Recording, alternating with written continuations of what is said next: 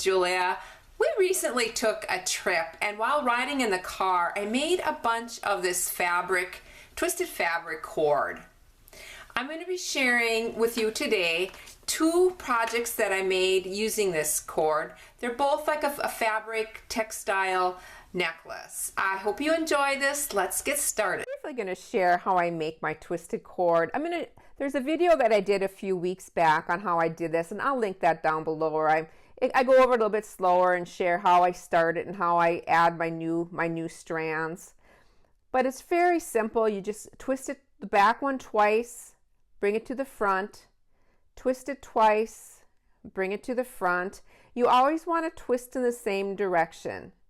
I am going to say that this is a very competitive movement, and I do have to rest my hands, periodically, because this could be, one of those things where you could really get hand fatigue. I cut off about, probably 2 yards, and now I'm just taking a zigzag and I'm running it right down the center. I have white thread on, but you can add like a multicolored thread, something interesting like that, or even a clear thread if you don't want any of your stitching to show. Clipping that tail off. Sometimes when you join the next strand, that tail appears, and I just cut it off and again just zigzag over it. This zigzag is going to give your overall project more strength. Now I'm cutting 2 at 7 inches and 1 at 14 inches. I'm going to be zigzagging these closed. The long one, I'm going to leave a loop at the top of this longer one. And now back to my sewing machine, and I'm going to zigzag again these 3 pieces together. And this is what it looks like. And then adding some of this, I just need more colors. I'm just going to add a little bit of this yarn to it. Just zigzag that into place.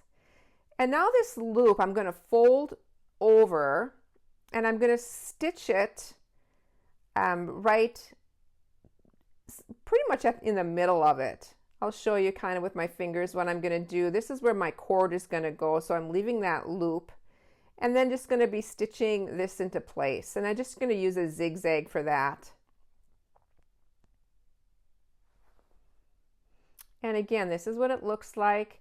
I have my other part of my strand about 36 inches. I'm just stringing that through, and I'm just going to tie a knot at the top of this to complete my cord.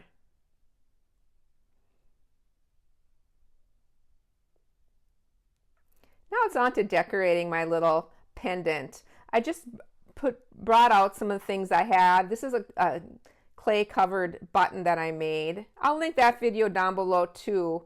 And then I have some bigger buttons, and also this rusty washer. And for a while I thought I was going to just go with this. I thought that was really an interesting little piece. Thought I would just tie it on. I found this washer just on a walk. It was just laying in the road, and it just had a fun look to it. But took that off and then decided on this skeleton key. I found this at the flea market. I usually like to buy skeleton keys when I can find them. And I just stuck it under that little loop there. I had some aluminum jump rings, which are fun to use because they're really soft and you can open them up with your fingers. And these were brightly colored, and I thought I would just maybe put some on this key, but then decided against that as well, and then just added this key with a little bit of that yarn. Just slipped it underneath, and I'm just going to tie that on.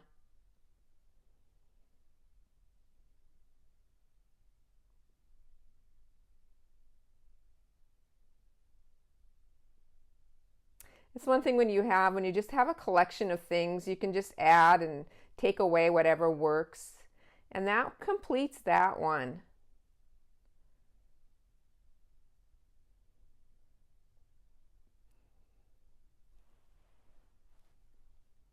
And then on to the next one. I thought I would do a circular one, or a round pendant. Just coiling it here at the table with my fingers.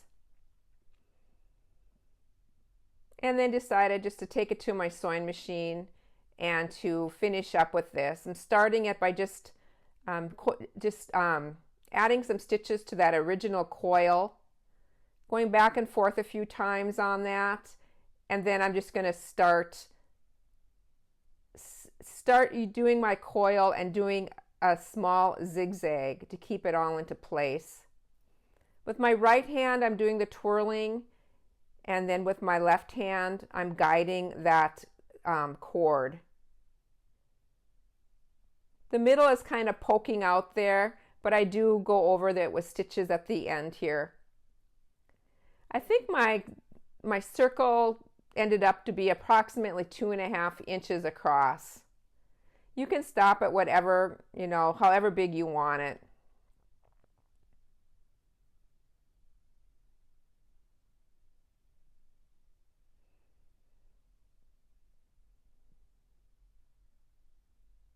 And then I'm going to cut this off, leaving a couple inches,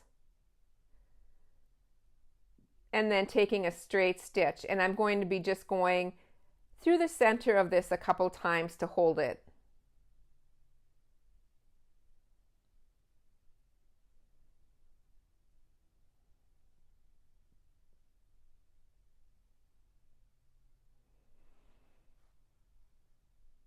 Now at this point, I wish I would have left that end a little bit longer. I'm going to just turn that under and zigzag for my little hoop to put my cord through. I made it work, but it should have been maybe a little bit longer. Again, my cord is approximately 36 inches long, and then I'm going to be tying this knot. Now it's on to decorating this little one.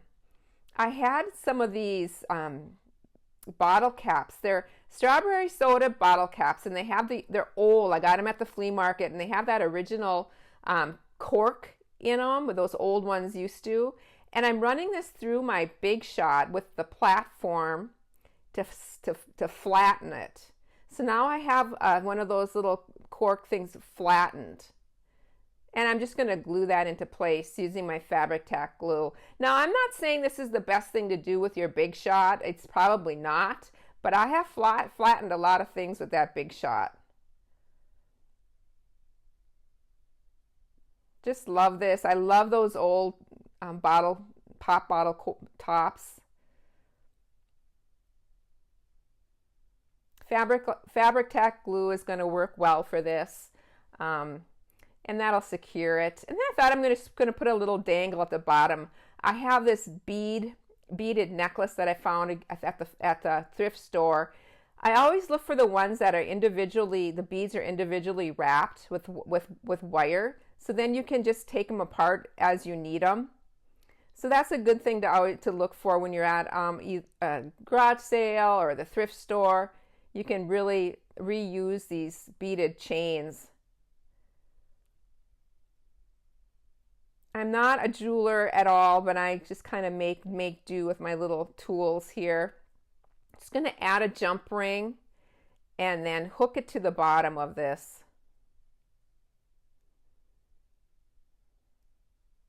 It takes me a little bit of a trial and error to find a hole big enough to slip this through.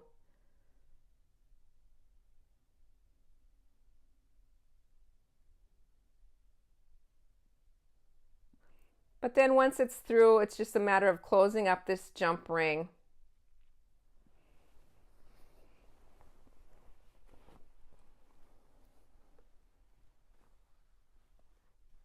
And there it is. I have some pictures at the end of both of my little necklaces so you can see a close-up of them. I hope you enjoyed this. It's just a funky way to use fabric in jewelry. Hope you have a chance to create this week. Bye, everybody.